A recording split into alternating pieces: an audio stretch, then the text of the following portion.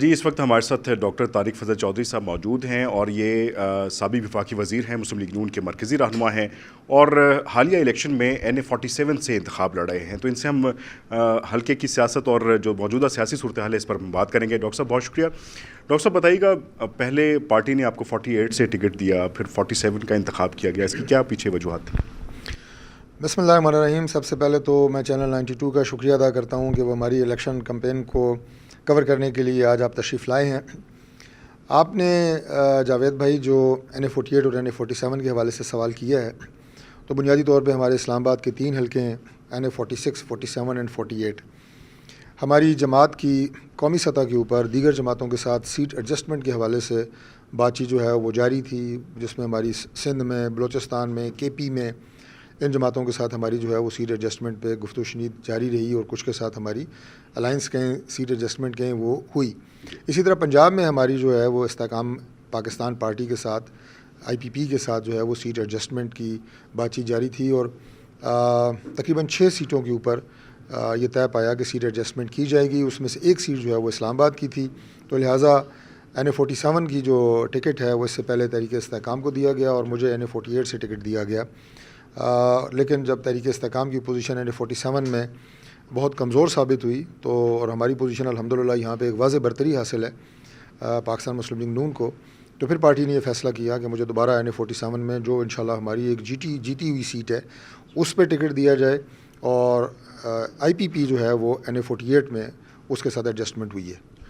IPP کا کوئی candidate تو دکھائی نہیں دیتا 48 میں، تو یہ ایڈجسٹمنٹ کے حوالے سے کوئی چیزیں واضح ہوئی ہیں؟ دوسرا یہ کہ 48 ویسے آپ کا بنیادی حلقہ بنتا تھا، لیکن آپ نے انتخاب 47 کا کیا، یقیناً وہاں بھی پوزیشن اچھی ہوگی، لیکن اس کے پیچھے آپ کی کیا اسٹریٹجی ہے؟ دیکھیں، میں اللہ تعالیٰ کے فضل سے جو 2 الیکشن اسلام آباد سے جیتے ہیں، 2008 میں MNA بنا پہلی دفعہ، 2013 میں دوباری دفعہ MNA بنا دوسری دفعہ. تو اس وقت یہ NA47 اور 48 یہ ایک ہی حلقہ ہوتا تھا اور اس کا نمبر ہوتا تھا 49.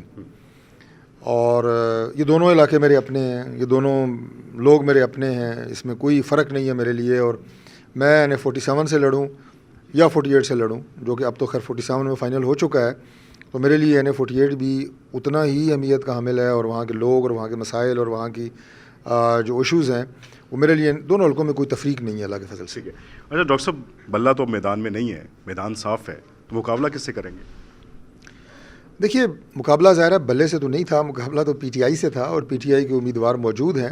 ایک ٹیکنیکل غلطی کی وجہ سے ان کا جو نشان ہے الیکشن کمیشن آف پاکستان نے ان سے واپس لیا ہے. اور میں آپ کو یہ بتاؤں کہ اسلام آباد کا صدر ہونے کی وجہ سے پارٹی کی جو الیکشن کمیشن آف پاکستان سے معاملات ہوتے ہیں ان میں کئی دفعہ میں پیش ہوتا ہوں، اپنے پارٹی کے ایسٹس لے کے جاتا ہوں، اپنی پارٹی کے بینک اکاؤنٹس لے کے جاتا ہوں. پھر ہر 5 سال بعد ہمارا جو ہے وہ جنرل کونسل کی میٹنگ ہوتی ہے، پارٹی کے الیکشنز ہوتے ہیں. بلکہ یہاں جو سیکریٹریٹ میں ہم کھڑے ہیں، یہاں پہ ہمارا ابھی چند ماہ پہلے ہی الیکشن ہوا جس میں میاں شہباز شریف صاحب بطور وزیر اعظم تشریف لائے ایز پارٹی پریزیڈنٹ اور دوبارہ پارٹی پریزیڈنٹ منتخب ہوئے. تو یہ ایک ایسی آپ یہ کہیں کہ یہ ہماری ذاتی خواہش نہیں بلکہ الیکشن کمیشن کی ایکٹ کے مطابق ریکوائرمنٹ ہے کہ ہم نے یہ ساری چیزیں پوری کرنی ہیں.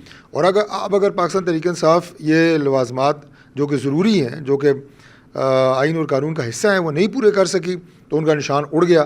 لیکن جماعت کے لوگ تو ظاہر موجود ہیں اور ان کے سمبل مختلف ہیں، تو ہمارا مقابلہ انہی کے ساتھ ہے. اچھا ڈاکٹر صاحب، پیپلز پارٹی کی طرف سے بھی جماعت اسلامی اور PTI کے جو کینڈیڈیٹس ہیں، آزاد امیدوار ہیں، وہ یہ الزام لگا رہے ہیں کہ ان کی کمپین ان کو چلانے نہیں دی جا رہی، ایون کہ جو پوسٹرز بینرز لگائے جاتے ہیں وہ بھی رات کے اندھیرے میں اتار دیے جاتے ہیں. تو لیول پلینگ فیلڈ سے آپ سمجھتے ہیں کہ دیا جا رہا ہے؟ دیکھیں، یہ تو خیر الزام ہی ہوتے ہیں کہ میں بینر لگاتا ہوں اور وہ اتار دیے جاتے ہیں، اصل میں وہ لگتے ہی نہیں ہیں. اگر کوئی اتارتا ہے ان کی ویڈیوز بھی آ جاتی ہیں، اگر کچھ طرح کی شرارتیں ہوتی ہیں تو سوشل میڈیا پہ یہ چیزیں آ جاتی ہیں. باقی جہاں تک لیول پلینگ فیلڈ کا تعلق ہے، ہم بالکل انہیں دعوت دیتے ہیں کہ وہ ضرور آئیں، اپنی الیکشن کمپین چلائیں. میں نہیں سمجھتا کہ کسی کینڈیڈیٹ کو کوئی ہراساں کیا گیا ہے یا کسی کینڈیڈیٹ کو، میں اسلام آباد کی حد تک آپ کو وثوق کے ساتھ بتاتا ہوں، یا کسی کو کوئی رکاوٹ ڈالی گئی ہے. ان کے کینڈیڈیٹ آزاد ہیں. میرے مقابلے میں شعیب شاہین صاحب الیکشن لڑ رہے ہیں. میں آپ کو ان کی اگر کہیں گے تو ان کی میٹنگز کی فوٹیجز آپ کے ساتھ شیئر کرنے کے لیے تیار ہوں، وہ نام آپ کے ساتھ شیئر کرنے کے لیے تیار ہوں جو لوگ ان کے ساتھ چل رہے ہیں. تو وہ ان کا رائٹ ہے، ایک سیاسی میدان ہے، اس میں وہ اپنی سیاسی قوت آزمائیں. ہم اپنی سیاسی قوت آزما رہے ہیں، وہ اپنا نظریہ لے کے لوگوں کے پاس جا رہے ہیں، ہم اپنا نظریہ لے کے لوگوں کے پاس جا رہے ہیں. اچھا ڈاکٹر صاحب، آخر میں یہ بتا دیجیے گا کہ الیکٹ ہونے کے بعد کون سا ایسی ترجیح ہے عوامی مسائل میں یا عوامی خواہشات کے اوپر جو آپ کرنا چاہیں گے؟ دیکھیے قومی سطح کے اوپر تو ظاہر ہے پاکستان کے ایشوز کسی سے ڈھکے چھپے نہیں ہیں، جس میں ہماری معاشی حالات کہاں پہ کھڑے ہیں، نیشنل سیکیورٹی کے ایشوز ہیں، اس کے علاوہ ہمارے ملک میں مہنگائی بہت بڑا ایشو بن چکا ہے، اسٹیبلٹی آنی ہے، ملک میں انویسٹمنٹ آنی ہے. یہ ہماری جو قومی لیڈرشپ ہے انشاءاللہ میاں محمد نواز شریف صاحب بطور پرائم منسٹر جب آئیں گے تو ان کی ٹیم مل کے ان سارے مسائل کو حل کرے گی. پاکستان میں ایک بے یقینی کی کیفیت کا خاتمہ ہوگا انشاءاللہ، ایک عام آدمی کی زندگی میں خوشحالی آئے گی. یہ تو ہماری نیشنل پرائرٹیز ہیں. باقی جہاں تک اسلام آباد کا تعلق ہے تو اسلام آباد میں ہمارے پچھلے ادوار میں بہت زیادہ جو ہمارے عوام اس بات کے گواہ ہیں کہ اگر کسی دور میں کام ہوا ہے اسلام آباد میں تو وہ مسلم لیگ نون کے دور میں ہوا ہے، اور خاص طور پہ ہمارے رورل ایریا میں. لیکن چونکہ یہاں آبادی بہت بڑھ گئی ہے، ڈبل ٹرپل آبادی ہو گئی ہے، تو اسی طرح مسائل بھی بڑھے ہیں. تو انشاءاللہ یہ ہماری پرائرٹی ہے کہ مسلم لیگ نون کا اگلا 5 سالہ دور انشاءاللہ اسلام آباد کے جو ہمارا دیہی علاقہ ہے بالخصوص اور جو ہماری سٹی ایریا کے ایشوز رہ گئے ہیں ان کی مسائل کے حل کے لیے اور تعمیر و ترقی کا یہ ایک انشاءاللہ مثالی اور ریکارڈ ساز دور ہوگا انشاءاللہ. ڈاکٹر صاحب آپ کا بہت شکریہ. آپ کے ساتھ ریزرو سیٹ پہ اسلام آباد سے فرح اکبر صاحب موجود ہیں، ان سے بھی ہم بات کر لیتے ہیں. اسلام آباد وومن ونگ کی پریزیڈنٹ. جی اچھا میڈم، آپ بتائیے گا خواتین کے حوالے سے آپ کا کیا روڈ میپ، آپ نے پلان کیا کیا ہوا ہے کہ اسلام آباد کی جو رورل خاص طور پہ جو خواتین ہیں ان کے لیے کیا ترتیب آپ کر رہے ہیں؟ ہماری ترتیب بسم اللہ الرحمن الرحیم اس طرح سے ہے کہ ہم نے سب سے پہلے جب میڈم مریم بی بی یہاں آئی تھی اسلام آباد تو انہوں نے سب سے پہلے کہا تھا کہ آپ نے تنظیمیں بنانی ہیں، یعنی 46 47 48. تو وہ 3 تنظیمیں ہم نے بنائی ہیں. پھر انہوں نے فردر یو سی لیول پہ کام کیا اور وہ ساری تنظیمیں ایکٹیو ہیں، وہ ٹیمیں لے کے نکلی ہوئی ہیں رورل میں بھی اور سٹی میں بھی. اور ماشاءاللہ رورل سے زیادہ ہمیں سٹی سے بہت زیادہ پازیٹیو رسپانس ملا ہے اور بہت اچھے نئے لوگ انڈکٹ ہو رہے ہیں ہمارے ساتھ.